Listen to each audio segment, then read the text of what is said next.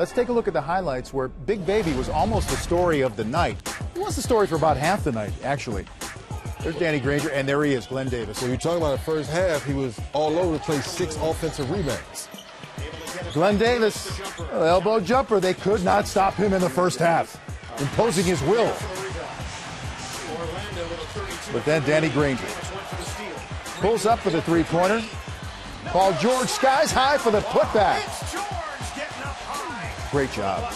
Must box out. Tied at 32. Jameer Nelson to Glenn Davis. The putback dunk.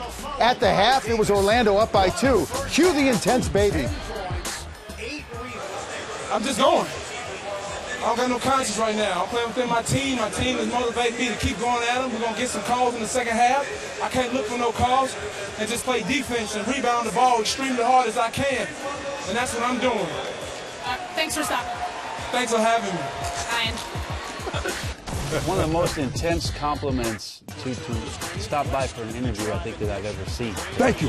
Thank you. David West out to Danny Granger, the three-pointer. This game was tied at 52. Then West rebounds, Granger. And I like the fact that they were aggressive. Yes. They weren't settling. Attack mode. Get into that lane. We talk about with White not being no shot blocking.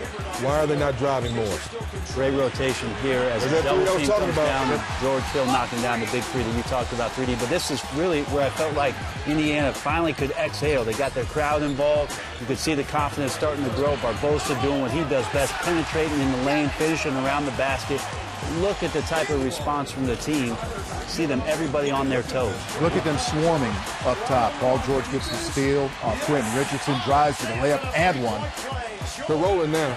They are. The crowd's involved. Going to David West, sharing the basketball. And you both talked about David West and getting him involved with your Indians. Well, just late possessions. You know, whether you have the lead or, you know, you're within 2 or 3 possessions of the game, that's the guy who you want to have making decisions for your basketball team.